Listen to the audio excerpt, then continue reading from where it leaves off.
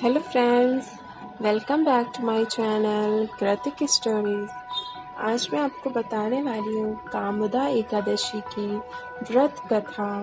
Video को last तक ज़रूर देखिएगा। चलिए शुरू करते हैं। यह व्रत कामुदा एकादशी का व्रत रखने से पाप और कष्ट मिटते हैं। भगवान श्री विष्णु की पूजा करने से मोक्ष की प्राप्ति होती है और मनोकामनाएं भी पूरी होती हैं। जो लोग व्रत रखते हैं उनको कामुदा एकादशी का व्रत कथा का पाठ जरूर करना चाहिए। किसी कारणवश आप पाठ नहीं कर सकते हैं तो कामुदा एकादशी व्रत कथा को सुनना अवश्य चाहिए। ऐसा करने से व्रत का पूर्ण फल प्राप्त होता है।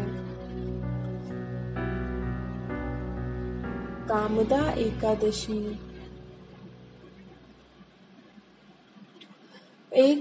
की व्रत कथा चलिए बताते हैं। एक बार धर्मराज युधिष्ठिर ने भगवान श्री कृष्ण से चैत्र माह के शुक्ल पक्ष की एकादशी के बारे में बताने की प्रार्थना की। तब भगवान श्री कृष्ण ने उनसे कहा कि चैत्र शुक्ल एकादशी व्रत को कामुदा एकादशी व्रत कहते हैं। इस व्रत को करने से पाप से मुक्ति मिलती है। प्राचीन काल में एक भोगीपुर राज्य था जिसका राजा पुंडरीक था। वह धन एवं ऐश्वर्य से युक्त था। उसके ही राज्य में ललित और ललिता नाम के स्त्री और पुरुष रहते थे। दोनों एक दूसरे से बेहद प्रेम करते थे।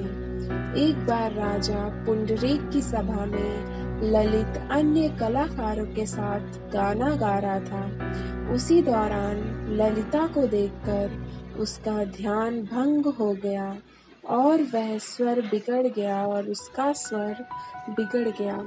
यह बात राजा पुंडरीक को पता चली तो उसने ललित को मनुष्यों और कच्चा मांस खाने वाले राक्षस बनने का श्राप दे दिया। उसके प्रभाव से ललित एक राक्षस बन गया। उसका शरीर 8 योजन का हो गया। उसका जीवन कष्टकारी हो गया।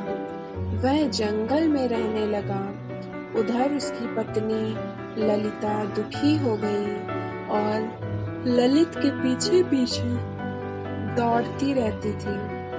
एक दिन ललिता घूमते हुए विंध्याचल पर्वत पर श्रृंगी ऋषि के आश्रम में गई, जहाँ पर वह मुनिवर से प्रार्थना करने लगी। ऋषि श्रृंगी ने उसके आने का कारण पूछा तो उसने सारी बात उनको बताई। तब ऋषि श्रृंगी ने कहा कि तुम कामुदा एकादशी का व्रत रखो और उसका पुण्य अपने पति को दे दो।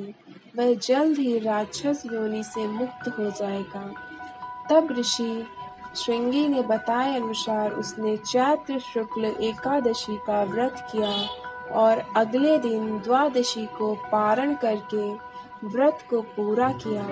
फिर उसने भगवान से प्रार्थना की कि वह इस व्रत का पुण्य अपने पति को देती है ताकि वह राक्षस योनि से मुक्त हो सके। भगवान विष्णु की कृपा से उसका पति ललित राक्षस योनि से मुक्त हो गया।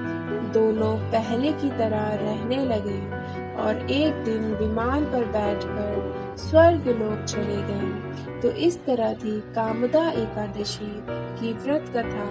और कामुदा एकादशी का पूजन किस प्रकार करना चाहिए इसके बारे में जान लेते हैं। एकादशी तिथि के दिन सुबह प्रातः काल उठकर गंगा नदी या घर पर नहाने के पानी में ही गंगा जल मिलाकर स्नान करना चाहिए।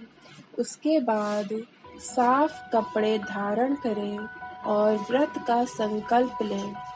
इसके बाद घर के मंदिर में जाकर भगवान विष्णु, माता लक्ष्मी और श्री कृष्ण के दामोदर स्वरूप का विधि विधान से पूजन करना चाहिए। अगर आपको भी ये वीडियो अच्छा लगा हो तो प्लीज़ लाइक और शेयर करना मत भूलिएगा। मेरे चैनल को सब्सक्राइब कर लीजिए। आपसे फिर मिलते हैं नेक्स्ट वीडियो में। तब तक के लिए धन्यवाद। जय हिंद।